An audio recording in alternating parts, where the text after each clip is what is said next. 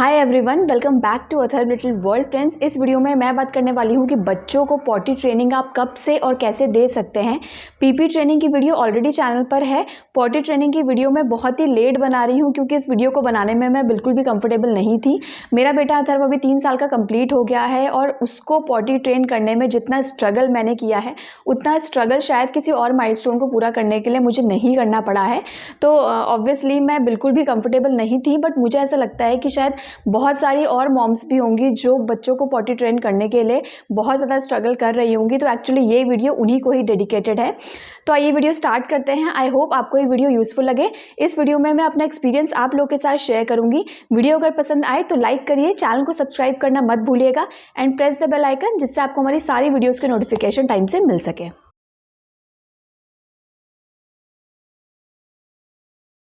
बच्चों को potty training देने से पहले कुछ ऐसे मिथ्स या कुछ ऐसे डाउट्स जो हर पेरेंट के माइंड में होते हैं, पहले हम वो क्लियर करेंगे। उसमें सबसे पहली चीज़ जो सभी पेरेंट करते हैं एंड दैट इज़ कंपैरिजन। हम एज अ पेरेंट हमेशा ही अपने बच्चों का कंपैरिजन दूसरों के बच्चों के साथ करते हैं कि अरे उनका बच्चा तो है जो है वो 8 महीने में ही पॉटी ट्रेन हो गया था, हमारा बच्चा भी 1 साल का हो गया है और वो अभी भी पॉटी ट्रेन नहीं हुआ है। इस चक्कर में हम अपने ऊपर तो स्ट्रेस लेते ही हैं, साथ ही साथ हम बच्चों को भी प्रेशराइज करते हैं और उनको भी हम स्ट्रेस देते हैं, जो कि बिल्कुल भी ठीक नहीं है। कोई भी माइलस्टोन पूरा करने के लिए मैंने हमेशा ही बोला है कि हर बच्चे की अपनी एक एज होती है, तो उनको बिल्कुल भी प्रेशराइज मत करें, क्योंकि प्रेशराइज करने की वजह से भी कई बच्चे कई माइलस्टोन पूरा नहीं कर पाते। तो ये चीज़ आपको समझना बहुत ही ज़्यादा ज़रूरी है। सेकेंड थिंग, जो एक मिथ है पेरेंट्स के माइंड में कि जितना जल्दी हम बच्चों को पॉटी ट्रेनिंग देना स्टार्ट कर देते हैं उतनी जल्दी बच्चा इस चीज़ को सीख लेता है। तो अब पॉटी ट्रेन करने के लिए भी एक स्पेसिफिक एज होती है और वो 18 मंथ्स टू 24 मंथ्स होती है, मतलब 1.5 से 2 साल। अगर आप अपने बच्चों को 6 महीने या 8 महीने में पॉटी ट्रेनिंग देना स्टार्ट करें तो definitely it needs more time, it needs more patience, but it totally depends on you. But at this stage आपको अपने बच्चों को बिल्कुल भी प्रेशराइज नहीं करना है, उनको बिल्कुल भी फोर्सफुल ये चीज़ नहीं सिखानी है। 18 टू 24 मंथ्स में एक्चुअली बच्चा थोड़ा बहुत बैठना स्टार्ट कर देता है, थोड़ा बहुत बच्चे चलना स्टार्ट कर देते हैं, बच्चे आपकी कुछ बातें या फिर साइंस आपको देने लग जाते हैं। तो ये थोड़ा सा ईजी हो जाता है बच्चों को समझना और उनको ये चीज़ें समझाना।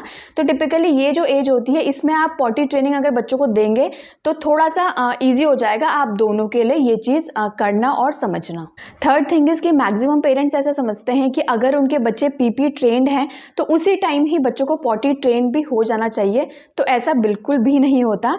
Children can develop PP training and potty training eight different times and in different ways. In fact Atharva 1.5 साल में पीपी ट्रेनिंग ट्रेंड हो गया था, बट उसको पॉटी ट्रेन होने में पूरा 1 साल और लगा, मतलब 2.5 साल में अथर्व पॉटी ट्रेंड हुआ। And sometimes night time toilet training and day time toilet training occurs at different times. So how can you relate PP training and potty training at the same time? Fourth thing is that there is no break once you start potty training to your kids. तो consistency बहुत ज़्यादा important है, चाहे आप बच्चों को कोई भी माइलस्टोन अचीव करवा रहे हो। बट कई बार क्या होता है कि हम लोग प्लान करते हैं कि इस टाइम पर हम अपने बच्चों को पॉटी ट्रेंड करवा देंगे, बट ऐसा होता नहीं है। बच्चे उस टाइम पर रेडी नहीं होते हैं। तो take it easy and make it easy, do not make a big deal and take a break whenever you need it. In fact मैंने अथर्व को जब पॉटी ट्रेनिंग देना स्टार्ट करा था तो बीच बीच में कई बार मैंने ब्रेक लिए, क्योंकि अथर्व रेडी ही नहीं होता था उस टाइम पे पॉटी ट्रेन होने के लिए। तो इससे क्या होता है, एक ब्रेक लेने से आपको एक पॉजिटिव एनर्जी मिलती है। जब आप दोबारा से वो चीज़ स्टार्ट करते हैं तो आप एक नई पॉजिटिविटी के साथ स्टार्ट करते हैं, और ये चीज़ होना बहुत ही ज़्यादा ज़रूरी है। क्योंकि अगर आप ट्रेनिंग देने के टाइम पे बच्चों को बिल्कुल नेगेटिव फील करने लगेंगे, सब कुछ आपके आसपास सब कुछ नेगेटिव होने लगता है, तो ये बिल्कुल भी ठीक नहीं है। तो पॉजिटिव रहना बहुत ही ज़्यादा ज़रूरी है, जिसके लिए ज़रूरी है कि आप काम रहें, और काम रहने के लिए ज़रूरी है कि आप बीच बीच में आप ब्रेक लेते रहें। Fifth thing is never make other suggestions as a guideline for you. कई बार क्या होता है कि हम हर किसी की बातों को बहुत ज़्यादा सीरियसली लेते हैं, स्पेशली जो फर्स्ट टाइम पेरेंट्स होते हैं उनको हर कोई बहुत ज़्यादा सजेशन देता है। चाहे घर में कोई बड़े होते हैं वो आपको कई बातें बताते हैं, या फिर कई आप वीडियोज़ ऐसी देख लेते हैं जिससे आप बहुत ज़्यादा इंस्पायर हो जाते हैं कि 3 दिन में अपने बच्चों को पॉटी ट्रेनिंग कैसे देनी है, या फिर 1 हफ्ते में बच्चों को पॉटी ट्रेनिंग कैसे देनी है। आप इतना ज़्यादा इंस्पायर हो जाते हैं कि इस चक्कर में आप अपना दिमाग लगाना बिल्कुल भूल ही जाते जाते हैं। एक चीज़ मैं आपको बहुत ही सीरियसली यहाँ पर बोलना चाहूँगी कि हर कोई सिर्फ आपको एक सजेशन दे सकता है, बट चीज़ों को कैसे एग्जीक्यूट करना है वो सिर्फ और सिर्फ आप अपने एक्सपीरियंस से ही सीखते हैं। किसी के सजेशन को आप पूरी तरीके से अपने बच्चों के साथ अप्लाई नहीं कर सकते। मैं भी यहाँ पर आपको कुछ टिप्स और ट्रिक्स बताऊंगी जो आपके बच्चों के लिए हेल्पफुल हो सकती हैं पॉटी ट्रेन करने में, बट उन टिप्स और ट्रिक्स को भी कैसे ऑल्टर करना है वो आपको ही खुद करना है अपने बच्चों के हिसाब से। क्योंकि कई बार क्या होता है कि मैंने जैसे हमेशा ही बोला कि हर बच्चा डिफरेंट होता है और हर बच्चे की अपना एक एज होती है, अपना एक तरीका होता है उनको समझाने का, सिखाने का, तो वो आपसे बेहतर और कोई भी नहीं समझ सकता है। तो ये आप धीरे धीरे आप अपने एक्सपीरियंस से ही सीखते हैं। एक्चुअली मैं कुछ टिप्स आप लोगों के साथ शेयर करूंगी जो आपको अपने बच्चों को पॉटी ट्रेनिंग देने में हेल्प कर सकती हैं। सबसे पहले तो आपको ये ध्यान में देना ज़रूरी है कि आपका बच्चा जो है वो पॉटी ट्रेनिंग के लिए रेडी है या नहीं। अगर आपका बच्चा टॉयलेट सीट पर प्रॉपर तरीके से बैठ पाता है, थोड़ा बहुत बच्चा ने चलना स्टार्ट कर दिया है, या फिर बच्चा आपको कुछ साइंस देता है, मतलब जब बच्चे को पॉटी आती है तो कई बच्चे बिल्कुल स्टिल हो जाते हैं, या फिर कई बच्चे मुंह फुलाने लग जाते हैं, कई बच्चे फाट मारने लग जाते हैं। तो अगर आप ये साइंस बच्चों के प्रॉपर तरीके से समझते हैं तो डेफिनेटली आपका बच्चा पॉटी ट्रेनिंग के लिए बिल्कुल रेडी है। सो फर्स्ट थिंग इज़ कि बच्चों के आप साइंस समझें, क्योंकि हर बच्चा अलग साइन देता है जब भी उसको पॉटी आती है। सेकेंड थिंग इज़ कि बच्चों को आप वो टाइम नोटिस करें जिस टाइम पे बच्चा जनरली पॉटी करता है, और उस टाइम पर आप बच्चों को पॉटी सीट पर बिठा दें। थोड़ी देर तक कोशिश करें कि बच्चों को पॉटी सीट पर बिठा के रखें। वैसे जनरली बच्चे एक जगह पर इतनी देर तक बैठते नहीं हैं, तो कोशिश करिए कि उनको कोई बुक देकर या फिर कोई टॉय देकर थोड़ी देर वहाँ पर बिठा के रखें, जिससे बच्चों को थोड़ी सी एक हैबिट रहे पॉटी सीट पर बैठने की, और उसको पता रहे कि पॉटी उसको यहाँ पर करनी है। थर्ड थिंग इज़ कि एक स्पेसिफिक जगह पर ही बच्चों को पॉटी करवाएं।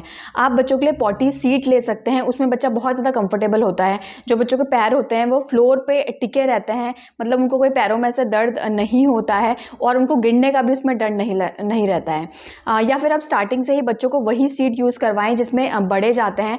आप पैरों के नीचे स्टूल लगा सकते हैं, बच्चों को पकड़ कर आप मतलब वहाँ पर खड़े रह सकते हैं। तो ये चीज़ें आप कर सकते हैं, मतलब कि बार बार बच्चों की पॉटी करने की जगह को आप चेंज नहीं करें, क्योंकि इससे भी बच्चों को डिस्ट्रैक्शन होता है, जो कि बिल्कुल भी ठीक नहीं है। फोर्थ थिंग इज़ कि बच्चों को आप अपने साथ शॉपिंग पे ले जा सकते हैं। उनका फेवरेट कलर की पॉटी सीट आप परचेज़ कर सकते हैं, अंडर पैंट्स आप परचेज़ कर सकते हैं, जिससे कि उनको भी ऐसा लगे कि इस माइलस्टोन को अचीव करने में भी कुछ फ़न है, और वो इस एक्टिविटी को भी एक फ़न की तरह ही करें। फिफ्थ थिंग इज़ कि इनिशियली कई पेरेंट्स खुद डेमोन्स्ट्रेट करके भी बच्चों को दिखाते हैं कि पॉटी सीट पे कैसे बैठते हैं, कैसे फ्लश करते हैं, कैसे हैंड वॉश करते हैं। इससे भी बच्चों का काफ़ी इंटरेस्ट डेवलप होता है। इनफैक्ट बच्चे जो हैं वो बड़ों को ही देखकर सब कुछ सीखते हैं, और आपको देखकर भी उनको इस चीज़ में इंटरेस्ट आ सकता है। तो अगर आप कंफर्टेबल हैं तो आप ये चीज़ भी कर सकते हैं, भी बच्चों का इंटरेस्ट इसमें बढ़ सकता है। Last thing is that always encourage your child. Friends, कभी भी बच्चों को पनिश नहीं करें। अगर आप बच्चों को पॉटी ट्रेनिंग दे रहे हैं और उस बीच बच्चों ने पॉटी अपने पैंट में कर दी, कई बार ऐसा होता है, कई ऐसे माइनर एक्सीडेंट्स हो जाते हैं, तो बच्चों को कभी भी पनिश नहीं करें। उनको कभी भी आप ऐसे नेगेटिव फील नहीं कराएं कि उन्होंने कोई गलती करी है। धीरे धीरे जब बच्चे कंफर्टेबल होते हैं पॉटी सीट में तो वो खुद से बैठने लग जाते हैं। बस आपको एक शेड्यूल मेंटेन रखना बहुत ज़्यादा ज़रूरी है, और उस शेड्यूल के अकॉर्डिंग ही आप चलें, बच्चा भी धीरे धीरे उस चीज़ को अचीव कर लेता है। अब लास्टली मैं अपना एक्सपीरियंस आप लोगों के साथ शेयर करूं तो मैंने अथर्व की जो पॉटी ट्रेनिंग है वो 1.5 साल से स्टार्ट कर दी थी, बट 1-2 हफ्ते बाद मैं बार बार ब्रेक लेने लगी, क्योंकि अथर्व बिल्कुल भी कंफर्टेबल नहीं था पॉटी ट्रेनिंग में। इनफैक्ट वो मुझे बता देता था कि उसे पॉटी आई है, वो मुझे साइंस देता था, कुछ वर्ड्स वो बोलता जिससे मैं समझ जाती थी कि उसे पॉटी आ रही है, बट वो पॉटी चेयर पर बैठता ही नहीं था। मतलब इतने सारे रीजंस थे इसके पीछे जो over a period of time मेरे समझ में आने लगे। सबसे पहले तो अथर्व बहुत ज़्यादा शाय था। वो पैंट निकाल कर पॉटी चेयर में नहीं बैठता था, वो पैंट के साथ ही पॉटी चेयर पे बैठता था, जिससे बहुत ज़्यादा प्रॉब्लम होती थी। 2.5 साल के आसपास अथर्व पॉटी ट्रेंड हुआ, और उसके बाद भी ऐसा कई बार होता था कि अथर्व मुझे भी अपने पास खड़ा नहीं होने देता था। जब वो पॉटी करता था तो मुझे भी वो टॉयलेट से बाहर कर देता था कि आप जाओ। मतलब थोड़ा सा वो शाय नेचर था अथर्व का, शायद इस वजह से ऐसा होता था। कई बार सोचते हैं कि हमारे बच्चे बहुत छोटे हैं, उनको तो शर्म नहीं आएगी, बट कई बार क्या होता है कि इतनी छोटी एज से भी बच्चे ये चीज़ें समझ में उनको आने लग जाती हैं। तो डेफिनेटली हमको टाइम लगा अथर्व के साथ एडजस्ट होने में भी, और उसको भी टाइम लगा हमारे साथ एडजस्ट होने में। तो बच्चों की सेल्फ रिस्पेक्ट की हमको रिस्पेक्ट करनी चाहिए, ये भी बहुत ज़्यादा ज़रूरी है। अभी अथर्व 3 साल का कंप्लीट हो गया है और वो कम्प्लीटली पॉटी ट्रेंड है। कई बार हम चीज़ों को जैसे सोचते हैं कि ये इस तरीके से एग्जीक्यूट होगी, वो वैसे नहीं होती है। कई बार बच्चे थोड़ा जल्दी सीख लेते हैं, कई बच्चे थोड़ा लेट सीखते हैं, बट एट लास्ट हर कोई इस माइलस्टोन को अचीव कर लेता है। डेफिनेटली बहुत सारा स्ट्रगल लगा मुझे भी अथर्व के साथ इस माइलस्टोन को अचीव करने के लिए। बस आपको पेशेंस की ज़रूरत है। अपनी जो कोशिश है उसको आप बिल्कुल भी मत रोकिए, अपनी जो कोशिश है वो करते रहिए। डेफिनेटली आपके बच्चे ये माइलस्टोन अचीव कर लेंगे। So friends, this is all in this video and thank you so much for watching this video. I hope आपको ये वीडियो यूजफुल लगी होगी। अगर आपको वीडियो पसंद आई हो तो लाइक करिए and do share with your friends. Bye bye and take care.